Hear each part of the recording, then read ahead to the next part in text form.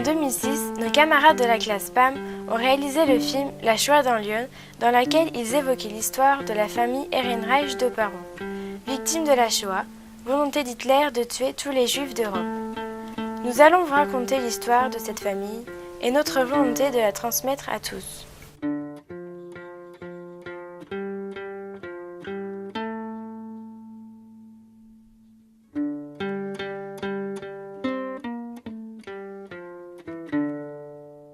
Nous utilisons ce terme donc pour le génocide des Juifs durant la Seconde Guerre mondiale. Le terme est emprunté à l'Ancien Testament, c'est donc un terme qui vient de la Bible, c'est un terme emprunté à la religion juive, il signifie la catastrophe. Il y a une volonté des nazis de détruire une communauté, un ensemble de personnes. Alors, la famille Ehrenreich, les parents étaient polonais. Ils étaient arrivés d'abord en France en s'installant en Lorraine. Et c'est seulement ensuite que la Lorraine, avec la guerre, c'était plus près de l'Allemagne, et donc ils sont venus dans Lyon. Et cette famille s'est installée à Paron, où elle a vécu à partir de 1939. Mon père s'appelait Nathan Ehrenreich. Moi, je suis née dans Lorraine. Mes sœurs, alors il y a Jacqueline, qui est née en 1934, et puis Thérèse, octobre 1939. Je suis née à l'hôpital ici, à Sens. On n'a jamais manqué de rien. Mon papa travaillait dans une ferme. Toute la semaine, il n'était pas là. Et quand il rentrait le dimanche, il nous apportait de la volaille, il nous apportait un tas de choses. Et puis, il y avait un petit jardin, il faisait le jardin. Moi, j'étais à l'école comme tout le monde. On était des enfants comme tous les autres enfants. Il n'y avait pas de problème.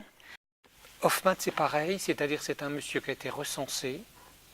Il s'est donc fait inscrire sur la liste, qu'il s'était installé à Paron, où il vivait, semble-t-il, comme marchand ambulant. L'oncle Hoffmann, c'était un beau-frère à mes parents. Il était tout seul, il avait une femme avec 2 enfants qui ont disparu dans la tourmente en Pologne. On avait eu des échos déjà de Paris. La mère de ce couple qui vivait à Paron, qui était venue et qui avait parlé avec mes parents en disant qu'en 1941, il y avait des grandes rafles. Ils n'imaginaient pas que ça puisse arriver.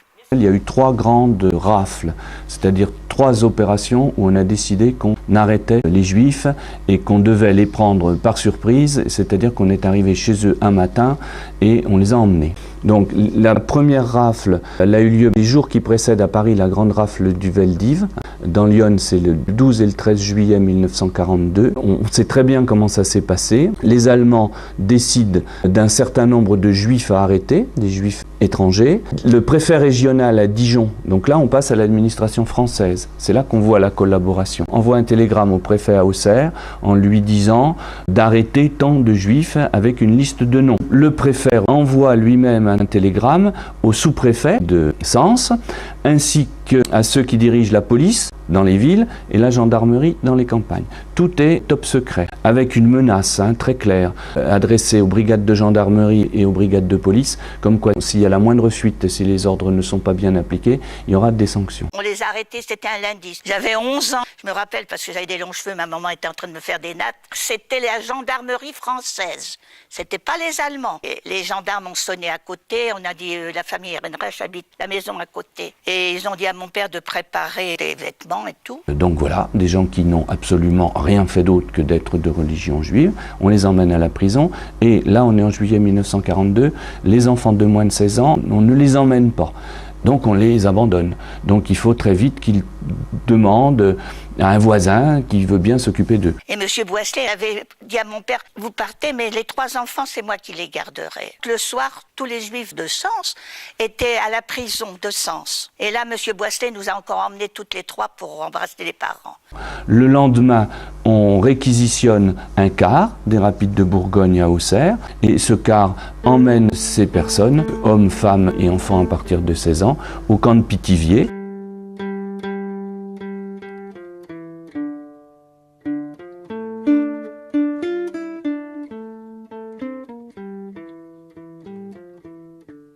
Et de là, on a malheureusement assez facilement reconstitué le parcours qui les a conduits à Auschwitz. C'est-à-dire que ces gens, ils n'ont aucune issue possible.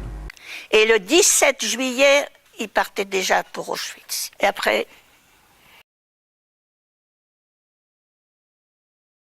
C'était des personnes âgées qui nous ont pris. Et après, au bout d'un mois, il a reçu une lettre comme quoi il devait ramener les enfants à 100. Il a dit, moi, les enfants, je les donnerai pas. J'ai promis à leur père que je les garderais. Et à ce moment-là, ce sont les Allemands eux-mêmes qui sont venus nous chercher. Et là, ils nous ont placés à l'hôpital de Sens pour quelques jours. Et ensuite, c'est une assistante sociale qui nous a emmenés dans un orphelinat à Auxerre.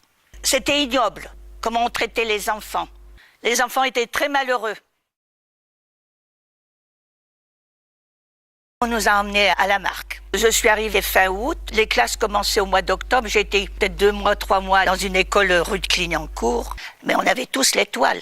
On était bien obligés de la coudre. Là-bas, on était obligés de la mettre. Le professeur disait, la petite juive là-bas au bout, venez par ici. Les enfants pleuraient. Le manger, bon, c'était la guerre, c'est un fait certain. C'était dans des gamelles en aluminium. Et le 4 décembre, on nous a sortis de la Marque. C'était une chance pour nous. Une personne, une certaine Madame Monnier, est-ce que c'était une personne qui était dans la résistance ou à la cime? Je ne sais pas. Presque à la fin de la guerre, elle a été dénoncée. Vous savez, c'était pas facile de placer des enfants dans la Mayenne. Nous, on nous avait dit de dire que nos parents avaient été tués à la suite d'un bombardement qu'il y a eu à Paris. On avait l'impression que les paysans, ils venaient comme s'ils achetaient des bestiaux, c'est eux qui choisissaient les enfants. Et cette personne, son mari était prisonnier de guerre, elle avait pris Jacqueline, et Jacqueline pleurait tellement qu'en fin de compte, ils se sont mis d'accord, et puis Jacqueline est revenue, on est restés toutes les trois. Et bon, chez ces cultivateurs, on est resté de décembre 42 jusqu'à décembre 44. Là-bas, j'ai pas été à l'école, j'avais déjà 12 ans, je travaillais à la ferme, il fallait bien. On nous gardait pas pour nos beaux yeux. Ils étaient payés, ils touchaient une allocation. Ils étaient corrects avec nous. On avait à manger. Ça nous convenait pas toujours, mais bon. Quand les Américains ont débarqué, la poste ne fonctionnait plus. Les personnes qui nous gardaient, on dit, si on sera pas payé pour les enfants, on les gardera pas, on les donnera. Moi, j'ai tout de suite écrit une lettre à Monsieur Boisselet. Il a répondu aussitôt. Monsieur Boisselet leur avait dit, gardez les enfants. Si vous ne serez pas payés, on vous payera. Mais, entre-temps, il y avait les éclaireurs israélites de France qui avaient la liste des enfants et c'est eux qui venaient payer les personnes qui nous gardaient. On a rassemblé des enfants qui étaient cachés dans la Mayenne et on nous a emmenés à Paris. Il y avait un centre dans le 14e où on nous a gardés quelques jours et M. Boisselet est venu nous chercher et il nous a ramenés à Paron. J'ai recommencé à aller à l'école à Paron et j'ai même fait le certificat d'études à Sens. Fin 44, début 45. On s'est construite, on voulait être comme tous les autres enfants. Je me suis mariée, il y a eu des enfants. Mes sœurs se sont mariées, et beaucoup d'autres. On était heureuses de vivre. On n'a rien récupéré. Je crois que c'est les Allemands qui sont venus avec des camions qui ont emporté ce qu'il y avait. On a été indemnisés il y a déjà, combien il y a 4 ans, 5 ans peut-être, 5 un peu plus. On touche des pensions toutes les 3.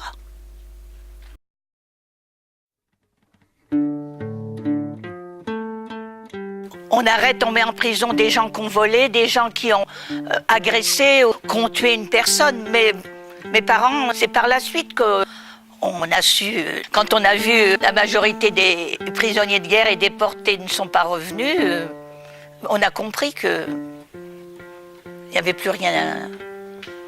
On nous a donné tout d'abord des actes de disparition. C'était moi l'aînée, mais bon, Jacqueline avait 8 ans à l'époque. Elle se rendait compte la même chose que moi. Thérèse, c'était une petite fille de 3 ans, 4 ans. Je souhaite à personne d'avoir vécu dans ce genre de choses.